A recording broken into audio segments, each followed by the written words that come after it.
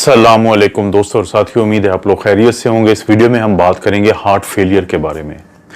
ये वीडियो आम लोगों के लिए भी है और उन लोगों के लिए भी है जिनका ताल्लुक किसी भी तरह से हेल्थ प्रोफेशन से है, जैसे कोई मेडिकल स्टूडेंट, स्टाफ नर्सेज या डॉक्टर्स जो उर्दू में मेडिकल के बारे में किसी हद तक जानना चाहते हैं किसी बीमारी के बारे में, तो उनसे मुतालिक भी है।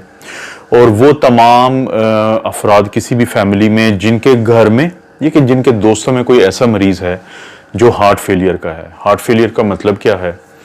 बहुत सारे लोग हैं जिनको दिल का अटैक होता है या उनके दिल के पट्टे किसी भी वजह से कमज़ोर होते हैं, तो उसकी वजह से क्योंकि देखें, बुनियादी तौर पे हमारा दिल का क्या काम है कि दिल के ऊपर आता है खून, ब्लड आता है और वो उसको पंप करता है पूरे जिस्म में, पूरे जिस्म के जो मुख्तलिफ ऑर्गन्स हैं उन तक ये ब्लड पहुंचाता है। लेकिन जब दिल ये काम करने में फेल हो जाए तो इसको हम कहते हैं हार्ट फेलियर। यानी ये एक मसल है। ये जो हार्ट है बुनियादी तौर पे इसके 4 पोर्शंस हमें पता है कि एट्रिया और वेंट्रिकल, वो सारे मसल्स के बने होते हैं। इसमें जो लेफ्ट वेंट्रिकल है इसका, यानी बायां जो इसका बड़ा खाना है, वो सबसे ज्यादा उसका अहम किरदार है कि वो जब पंप करता है, वो कॉन्ट्रैक्ट करता है, वो सिकुड़ता है जब वो ब्लड से भर जाने के बाद, तो उस ब्लड को वो पूरे जिस्म में फेंकता है, भेजता है हर ऑर्गन के पास, जिसके अंदर ऑक्सीजन भी होती है इस ब्लड के अंदर और बाकी भी जो रिक्वायर्ड चीजें होती हैं जो ऑर्गन्स को चाहिए होती हैं। और जब ये जो मसल्स हैं इनको किसी भी वजह से नुकसान हो, जिसमें बहुत बड़ी वजह होती है कि जिनको हार्ट अटैक्स होते हैं या कुछ लोगों को जो दिल के पट्टे होते हैं वो कमजोर हो जाते हैं हार्ट अटैक के बगैर भी, जिसको हम मायोपैथीज कहते हैं, कार्डिक मायोपैथीज, तो इन सब में क्या होगा कि जो हार्ट है उसका ये पंप के तौर पे जो काम है ये प्रॉपर नहीं हो पाएगा। और जब ये काम नहीं हो पाता प्रॉपर, तो फिर हार्ट जो है वो ब्लड नहीं फेंक पाता और ये हार्ट के ऊपर जो ब्लड है ये बुनियादी तौर पे आता है लंग्स से, यानी फेफड़ों वाली साइड से गुजर के, तो ये वापस जाता है फेफड़ों के अंदर और पानी इकट्ठा हो जाता है फेफड़ों में, जिसको हम कहते हैं पल्मोनरी एडीमा। तो हार्ट फेलियर के मरीज, अगर आप गौर करें कि अगर किसी भी घर में किसी की फैमिली का मेंबर है या दोस्त, और आप अगर गौर करें तो आपको ये पता चलेगा कि ये जो फैमिली मेंबर्स हैं, कि फर्ज करते हैं कोई फैमिली मेंबर गया है खाना खाने कोई बाहर और या फिर किसी शादी पे, और वहां से उन्होंने जो खाना खाया है वो बहुत साल्टी है, तो रात के किसी भी पहर आपको अचानक पता चलेगा कि उसका सांस खराब हो गया। अब डॉक्टर के पास लेके जाएंगे तो वो कहेंगे कि इनके फेफड़ों में पानी है हार्ट फेलियर की वजह से। तो ये है वो पूरा कॉन्टेक्स्ट इस बीमारी का। तो हार्ट फेलियर के पेशेंट को सबसे पहले तो आपने जो रूट, इसे हम कहते हैं क्रॉनिक हार्ट फेलियर, के किसी का जो पुराना चल रहा हो, मैं इस वीडियो में इस टॉपिक पे बात कर रहा हूं। जो क्रॉनिक हार्ट फेलियर के पेशेंट होते हैं, पहले तो आपने उनको थोड़ा सा उनको अवेयर करना है, एजुकेट करना है इस बीमारी के बारे में। फैमिली के लोगों ने भी और डॉक्टर्स ने भी। वो एजुकेट क्या है कि वो नमक कम इस्तेमाल करें और वो एक्स्ट्रा सॉल्ट तो हरगिज ना इस्तेमाल करें, और कोशिश करें कि घर में उनके लिए नमक कम वाला खाना जो होता है वो बने। पानी वो उतना ही पिएं जितना रिक्वायरमेंट हो, उससे ज्यादा मत लें। वो सिगरेट मत पिएं क्योंकि सिगरेट दिल की रफ्तार बढ़ाती है, इसमें निकोटीन होती है।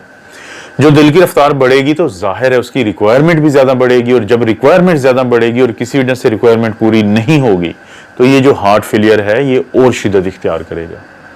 शराब की वजह से, अल्कोहल की वजह से मायोपैथी होती है तो अल्कोहल नहीं पीनी चाहिए। एक्सरसाइज उतनी करनी चाहिए जिससे अलामात ना आए, सांस ना खराब हो, तो एरोबिक एक्सरसाइज किसी हद तक की जा सकती है, लेकिन अलामात आने पे रोक देनी चाहिए। मरीज को एक्सप्लेन किया जाए कि आप परेशान ना हो, अगर आप कुछ खुराक और अद्वियात का ख्याल रखेंगे तो आप इस बीमारी से के होते हुए भी एक अच्छी जिंदगी गुजार सकते हैं।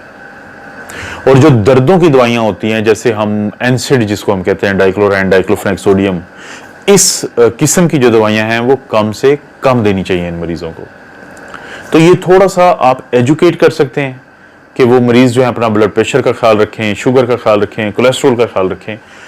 इसके अलावा हैं इन मरीजों के लिए कुछ दवाइयां, जिसमें सबसे मशहूर हैं पेशाब आवर या डायूरेटिक्स। ये हम किस लिए देते हैं? क्योंकि दिल के ऊपर ज्यादा पानी पड़ता है, खून ज़्यादा मिकदार में जाता है, जिसको हम प्रीलोड कहते हैं, तो इसको कम करने के लिए हम देते हैं डायूरेटिक्स। जैसे बहुत मशहूर है लेसिक्स का टीका या दवाई, जिसके अंदर होता है फ्यूरोजेमाइड। ये दवाइयाँ क्या करती हैं, ये हमारे गुर्दों के रास्ते से नमक और पानी को बाहर निकालती हैं, जिससे दिल के ऊपर का दबाव कम होता है और दिल को आसानी होती है इस चीज़ को मैनेज करने में। हमारे पास 2-3 किस्म की जो पेशाब आवर दवाइयाँ होती हैं, जैसे मैंने फ्यूरोजेमाइड का बताया। इसके अलावा भी वो मरीज जिनके गुर्दों का भी मसला होता है, उनको ज़्यादा मिकदार में हमें ये दवाई देनी पड़ती है, या हमें एक और किस्म की दवाई देनी पड़ती है पेशाब आवर या डायूरेटिक, जिसको हम कहते हैं थायाजाइड डायूरेटिक। जैसे बेंड्रोफ्लूमेथायाजाइड एक नाम है गोली का, ये मुख्तलिफ नामों से आती है। और वो कुछ लोग जिनमें पोटेशियम कम होता है, तो उनके अंदर हम वो दवाइयाँ देते हैं पेशाब ज़्यादा निकालने के लिए जिस्म से, जिसको हम कहते हैं मिनरलोकॉर्टिकॉइड एंटागोनिस्ट। यानी एक बड़ी मशहूर दवाई मिलती है ब्रांड नेम एल्डेक्टोन, जिसके अंदर है स्पायरोनोलेक्टोन। तो ये क्या करती हैं, इनको हम कहते हैं पोटेशियम स्पेयरिंग डायूरेटिक, यानी ये पानी तो जिस्म से निकालेंगी लेकिन पोटेशियम को महफूज रखेंगी। लेकिन वो मरीज जिनको गुर्दों का मसला होता है, उनमें हम बड़ा एहतियात से देते हैं, क्योंकि गुर्दों के मरीजों में जो पोटेशियम होता है वो आमतौर पे ज़्यादा होता है, तो वहाँ पे हमें फ्यूरोजेमाइड या लेसिक्स और जो थायाजाइड डायूरेटिक हैं वो महफूज रहती हैं। डायूरेटिक्स के अलावा क्या हम ऑप्शन इस्तेमाल करते हैं, एक दवाइयाँ होती हैं जिनको हम कहते हैं ACE inhibitor, angiotensin converting enzyme inhibitors. तो ये दवाइयाँ देने का मकसद क्या होता है कि जैसे हमारे जिस्म के अंदर एक जो गुर्दे हैं वो एक हार्मोन रिलीज करते हैं जिसको कहते हैं रीनन। वो रेनिन जो है वो एक काम करता है कि वो जो एंजियोटेंसिनोजन जो है, उससे जो एंजियोटेंसिन 1 बनता है, इस अमल को करवाता है। अब ये जो एंजियोटेंसिन 1 है ये तब्दील होता है एंजियोटेंसिन 2 में, और इस काम के लिए जो एंजाइम है उसको हम कहते हैं एंजियोटेंसिन कन्वर्टिंग एंजाइम। अब ये जो दवाइयां हैं जिसको हम कहते हैं एंजियोटेंसिन कन्वर्टिंग एंजाइम इनहिबिटर, वो इस एंजाइम को रोकती हैं काम करने से, क्योंकि इस एंजाइम के काम करने के नतीजे में जो एंजियोटेंसिन 2 बनती है वो ना सिर्फ ये कि ब्लड प्रेशर को बढ़ाती है, वो पानी और नमक को जिस्म में इकट्ठा करवाती है, बल्कि खून की नालियों को नैरो करती है या तंग करती है, जिससे इन सब से जो प्रॉब्लम बनता है वो बनता है दिल के ऊपर। तो वो दिल जो पहले ही कमजोर हो, वो इस वजह से कि उसके ऊपर ज्यादा ब्लड जाएगा, ज्यादा उसमें पानी और नमक इकट्ठा होने के बाद जो हमारा ब्लड का वॉल्यूम है वो भी बढ़ जाएगा। हमारे जिस्म का वो सिस्टम जिसको हम सिंपैथेटिक सिस्टम कहते हैं वो बहुत ज्यादा हो जाएगा, जिससे हमारे दिल की धड़कन ज्यादा होगी। तो इस वजह से एस इनहिबिटर्स हम देते हैं। बहुत मशहूर दवाइयां हैं, जैसे हमारे पास एक जेस्ट्रेल की गोली होती है, यानी इसके जो अंदर होता है, मैं आपको जेनरिक और ब्रांड दोनों दिखा देता हूं साथ के। हमारे पास इनेलाप्रिल है, हमारे पास लिजाइनोप्रिल है, हमारे पास रेमिप्रिल है। ये मुख्तलिफ ब्रांड नेम है जो आप साथ देख रहे हैं। इनका असूल ये है कि ये दवाई आप कम डोज पे, यानी 1/4 डोज पे इनको शुरू करेंगे हार्ट फेलियर के मरीजों को, और कोशिश करेंगे कि रात को दें, क्योंकि इनसे ब्लड प्रेशर भी ड्रॉप होता है, और उसको बढ़ाते बढ़ाते 3 महीने में इसकी डोज को एडजस्ट करेंगे असल डोज पे। लेकिन वो मरीज जिनको गुर्दों का बहुत ज्यादा प्रॉब्लम हो, आप उनको नहीं दे सकते। जिनका ब्लड प्रेशर ड्रॉप ज्यादा हो, उनको आप नहीं देंगे, यानी 100 मिलीमीटर ऑफ मर्क्यूरी सिस्टोलिक से कम हो तो आप एस इनहिबिटर नहीं देंगे। लेकिन बहुत सारे वो मरीज होते हैं जिनमें खांसी शुरू हो जाती है इसकी वजह से, और उनमें फिर आप देते हैं एंजियोटेंसिन रिसेप्टर ब्लॉकर। ये क्या दवाई होती है कि एंजियोटेंसिन 2 जिन रिसेप्टर्स के ऊपर काम करता है, चाहे वो खून की नालियों में हो, चाहे वो दिल पे हो या गुर्दों पे हो, तो ये वो उसको ब्लॉक करता है। इसे हम कहते हैं एंजियोटेंसिन रिसेप्टर ब्लॉकर्स या ARBs। लेकिन वो मरीज जिनको एस इनहिबिटर से कफ हो या उसको वो टॉलरेट ना करें, तो उनमें हम ये दे देते हैं, अगरचे इनको इकट्ठा भी दिया जा सकता है। इसमें मशहूर जो हैं जैसे लोसर्टन है, आप ये ब्रांड नेम भी देख रहे हैं, और वेलसार्टन है, कैंडी सार्टन्स हैं। इसका भी असूल ये है कि 1/4 डोज आप शुरू करते हैं और इसको बढ़ा के आप फिर 3 महीने के अंदर असल डोज पे ले जाते हैं। और ये भी गुर्दे खराब कर सकता है, ये भी पोटेशियम बढ़ा सकता है, तो इन चीज़ों का आपने ख्याल रखना है। इसके बाद एक और जो मशहूर ग्रुप है दवाइयों का जो हम देते हैं वो है बीटा ब्लॉकर्स। जैसे मशहूर जो दवाइयां हैं उसमें है मेटोप्रोलोल है, बिजोप्रोलोल है, कार्वेडोलोल है, ये आप देख रहे हैं उनके ब्रांड नेम्स भी। और इनको भी आप 1/4 पे शुरू करके 3 महीने के अंदर असल डोज पे लेके जाते हैं। और इसका देने का मकसद क्या है कि जो हमारा सिंपैथेटिक सिस्टम ज्यादा काम करता है, जब हमारा हार्ट वीक हो और वो प्रॉपर ब्लड सप्लाई ना दे सके तो हमारा जिस्म इस सिस्टम को एक्टिवेट कर देता है। और जब ये सिस्टम एक्टिवेट होता है रीनल एंजियोटेंसिन वाले सिस्टम के साथ साथ, तो दिल के ऊपर बहुत ज्यादा दबाव पड़ता है उसकी धड़कन की रफ्तार की वजह से। तो वहां पे हम ये दवाइयां देते हैं जिनको असल में हम कहते हैं बीटा एड्रिनो रिसेप्टर ब्लॉकर्स, ताकि उन रिसेप्टर्स को ब्लॉक कर दें जहां पे जाके उस सिस्टम को एक्टिवेट करने के लिए हार्मोन्स काम करते हैं।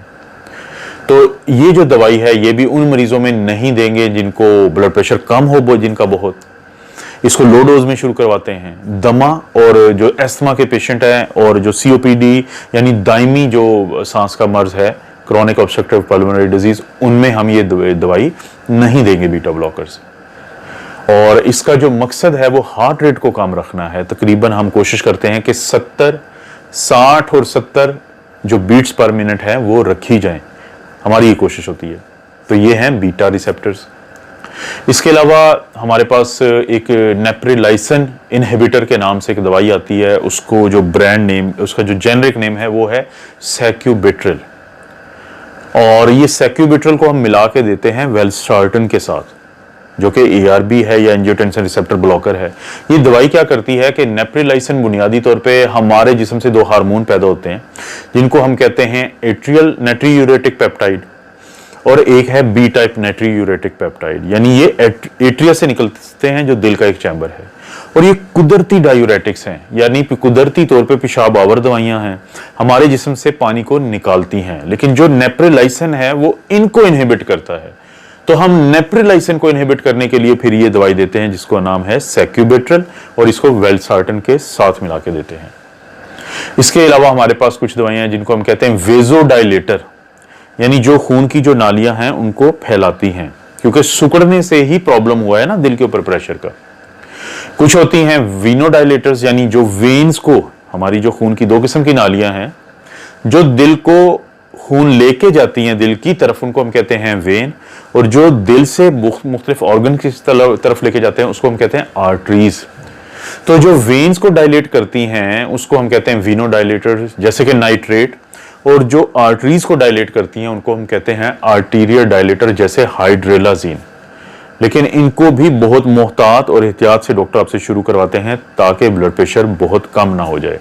और ये उन मरीजों में देते हैं जो कि एसी इनहिबिटर या एआरबीज को बर्दाश्त ना कर सकें। जैसे मैंने बताया था कि अक्सर लोगों में तो या हम एसी इनहिबिटर देते हैं या एआरबीज देते हैं, लेकिन कुछ मरीजों में अगर कंट्रोल ना हो तो हम एसी इनहिबिटर और एआरबीज दोनों इकट्ठे शुरू करवाते हैं कॉम्बिनेशन में। लेकिन अगर फिर भी या तो काम ना हो या वो टॉलरेट ना करें तो उसकी जगह पे फिर हम ये वेजोडाइलेटर शुरू करवाते हैं। एक और दवाई है जिसको हम कहते हैं इवाब्रेडिन। वो तमाम मरीज जिनका जो लेफ्ट वेंट्रिकल है, जो मैंने जिक्र किया था कि दिल का एक वो खाना है जो खून को फेंकता है पूरे जिस्म की तरफ, अगर वो हार्ट अटैक की वजह से या मायोपैथी की वजह से कमजोर हो, इजेक्शन फ्रैक्शन 35% से कम हो। इजेक्शन फ्रैक्शन एक वो तरीका है जिससे हमें पता चलता है कि कितनी कुव्वत है लेफ्ट वेंट्रिकल की ब्लड को जिस्म में फेंकने की। अगर वो 35 से कम हो और हार्ट रेट किसी का ज्यादा हो तो हमें उस हार्ट रेट को कम रखना है। उसके लिए हम देते हैं इवाब्रेडिन, जो आप ब्रांड नेम भी देख रहे हैं। तो इवाब्रेडिन हार्ट रेट को 80 से कम रखता है।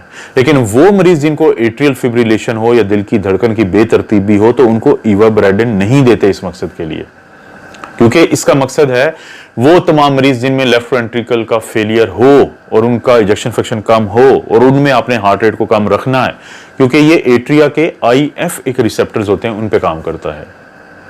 लेकिन वो लोग जिनको लेफ्ट वेंट्रिकल का प्रॉब्लम हो कि वो कमजोर हो और उनको एट्रियल फिब्रिलेशन यानी दिल की धड़कन बेतरतीब हो, तो या तो आप उनमें डाइजॉक्सिन देते हैं जो कि हार्ट रेट को कम रखती है, या फिर अगर रिदम भी खराब हो तो फिर आप उनको देते हैं एमियोडोरॉन, और ये एमियोडोरॉन आपने देनी अगर एट्रियल फिब्रिलेशन है हार्ट फेलियर के साथ, ना कि आप उन लोगों को दें जिनको हो तो ना प्रॉब्लम, लेकिन आप उनको प्रोफाइलेक्ट्रिकली कि इनको प्रॉब्लम ना हो जाए इसलिए देते हैं, तो उसके लिए आप एमियोडोरॉन नहीं देंगे। तो दोस्तों ये हैं वो दवाइयां जो हार्ट फेलियर के मरीजों को डॉक्टर शुरू करवाते हैं। इसके अलावा अगर किसी का दवाइयों से मसला हल ना हो रहा हो तो कुछ लोगों को तो हम एक आईसीडी लगाते हैं। आईसीडी क्या है? ये इंट्राकार्डियक डिफिब्रिलेटर है, कार्डियोवर्टर डिफिब्रिलेटर कहते हैं, इम्प्लांटेबल कार्डियक डिफिब्रिलेटर, कि जिसको इम्प्लांट किया होता है जिस्म के अंदर, और जैसे ही दिल का रिदम खराब होता है, क्योंकि जितना कमजोर दिल होगा उसमें इतने ही चांसेस हैं कि उसका रिदम खराब होगा, जैसे वेंट्रिकुलर फिब्रिलेशन या वेंट्रिकुलर टैकीकार्डियास। तो वेंट्रिकुलर टैकीकार्डियास को ये अंदर ही एक ऐसा हम आला लगाते हैं जो अचानक इसको करंट मार के उसको ठीक कर देता है। इसे कहते हैं इम्प्लांटेबल कार्डियक या कार्डियोवर्टर डिफिब्रिलेटर्स। इसके अलावा और फिर हमारे पास ऑप्शन हैं, जैसे कि हम इन मरीजों को एक रीसिंक्रोनाइजेशन थेरेपी देते हैं। रीसिंक्रोनाइजेशन का मतलब है कि वो लोग जिनका लेफ्ट वेंट्रिकल बहुत वीक हो, बहुत कमजोर हो, तो उनमें जो लेफ्ट वेंट्रिकल है और राइट वेंट्रिकल यानी दायां खाना और बायां खाना जब आपस में वो कॉन्ट्रैक्ट करते हैं, तो इनमें से एक जो है वो इतना देर लगाता है कॉन्ट्रैक्ट करने में कि वो मजबूती से ब्लड को नहीं फेंक पाता पूरे बॉडी में। ये आमतौर पे क्योंकि कंडक्शन ब्लॉक्स आ जाते हैं इन मरीजों में, इंट्रावेंट्रिकुलर कंडक्शन ब्लॉक, जिनके हार्ट फेल हुए होते हैं, तो उनमें फिर हम क्या करते हैं कि हम पेसमेकर डालते हैं। वो पेसमेकर के तौर पे भी काम करता है, वो डिफिब्रिलेटर के तौर पे भी काम करता है, और उसका मकसद ये होता है कि हार्ट पूरे का पूरा एक वक्त में इकट्ठा ही कॉन्ट्रैक्ट करे। उसमें जो राइट वेंट्रिकल है उसके अंदर भी हमने एक पेसमेकर डाला होता है, लेफ्ट वेंट्रिकल में भी डाला होता है, और राइट एट्रियम में भी डाला होता है। और इसका मकसद क्या होता है? रीसिंक्रोनाइज के इकट्ठा काम करे सारा। तो इसको हम कहते हैं कार्डियक रीसिंक्रोनाइजेशन थेरेपी या CRT। इसके अलावा फिर बाज मरीज होते हैं जिनके दिल के कुछ हिस्से हाइबरनेट किए हुए होते हैं। हार्ट अटैक हुआ, दिल कमजोर हो गया, लेकिन अभी भी दिल के कुछ हिस्से हैं कि अगर उनको खून की सप्लाई पहुंचा दी जाए तो चांसेस हैं कि वो दोबारा नॉर्मल हालत में आ जाएं, जिसको हम कहते हैं वायबल मायोकार्डियम या हाइपरनेटिंग मायोकार्डियम। तो इन मरीजों में या फिर हम खून की नालियां जो होती हैं कोरोनरी आर्टरीज, जिस पे मैं एक पहले वीडियो बना चुका हूं, उसको खोलने के लिए या तो हम एक प्रोसीजर करते हैं जिसको PCI या PTCA यानी परक्यूटेनियस कोरोनरी इंटरवेंशन, या जो परक्यूटेनियस ट्रांसल्यूमिनल कोरोनरी एंजियोप्लास्टी यानी दिल की नालियां खोल देते हैं और उसमें स्टेंट रख देते हैं, या फिर हम दिल का बड़ा ऑपरेशन करते हैं जिसे कैबेज कहते हैं, कोरोनरी आर्टरी बाईपास ग्राफ्ट या दिल का बड़ा ऑपरेशन, ताकि खून की नालियां खुल जाएं, खून का जो फ्लो है, ब्लड का फ्लो दिल के पट्टों को वो बेहतर हो जाए, तो वो जो हाइबरनेटिंग मायोकार्डियम है वो वापस आ जाए जिंदगी की तरफ। ये भी एक तरीका है। बाज मरीज जो किसी भी तरह से अब बेहतर नहीं होते, कम उम्र उनकी अगर कम हो, यंग लोग हों, और उनमें हम फिर कार्डियक ट्रांसप्लांटेशन करते हैं। बस ख्याल हम ये रखते हैं कि दिल की जो दाईं साइड है अगर वो बिल्कुल ख़राब हुई हुई है इन यंग लोगों में ख़ास तौर पे, और किसी ऐसे का आपने हार्ट लिया है कि जिसमें ये प्रॉब्लम था, तो कार्डियक ट्रांसप्लांटेशन बहुत ज़्यादा फ़ायदा नहीं देगी। लेकिन कार्डियक ट्रांसप्लांटेशन बहुत बेहतर होती है उन मरीजों के लिए जिनमें उनके लंग्स वाली हालत बिल्कुल ठीक हो। लेकिन अगर उनके लंग्स खराब हों और उसका प्रेशर बार बार पल्मोनरी आर्टरी की नर्विंग हो, वो बार बार पड़ेगा राइट हार्ट पे, तो इसका मतलब है कि नया लगने वाला हार्ट भी खराब हो जाएगा। तो वो लोग जिनमें बाज का लंग्स और हार्ट का इकट्ठा प्रॉब्लम हो, जिससे जैसे एक बीमारी होती है आइजन-मेंजन सिंड्रोम, तो उनमें हम दिल और जो लंग्स हैं उनको इकट्ठा ही फिर ट्रांसप्लांट करते हैं, तो बहुत फायदे की चीज है। और आखिर में हम बात करेंगे कुछ ऐसे डिवाइसेस की जो हम वेंट्रिकल के अंदर लगा देते हैं, और इसे हम कहते हैं वेंट्रिकुलर असिस्ट डिवाइसेस। यानी जो लेफ्ट वेंट्रिकल आप समझें कि उसके अंदर अगर प्रॉब्लम था, तो एक हम ऐसा आला लगाते हैं जो ब्लड को लेता है लेफ्ट वेंट्रिकल से और एक पंप के जरिए फेंकता है अयोर्टा में, और अयोर्टा से जाता है पूरे जिस्म में वो ब्लड। और अगर तो राइट वेंट्रिकुलर फेलियर था, तो आप उस पंप को कैसे इस्तेमाल करते हैं कि राइट वेंट्रिकल से एक पाइप निकलेगा, वो उस पंप से होता हुआ पल्मोनरी आर्टरी में जाएगा।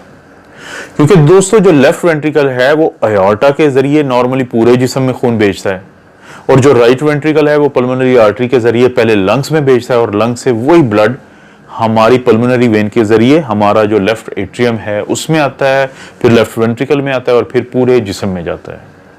तो ये भी एक तरीका है जिसे हम कहते हैं वेंट्रिकुलर असिस्ट डिवाइसेस, यानी ऐसे आलात जो वेंट्रिकल जो फेल हो चुका है उसकी मदद करते हैं।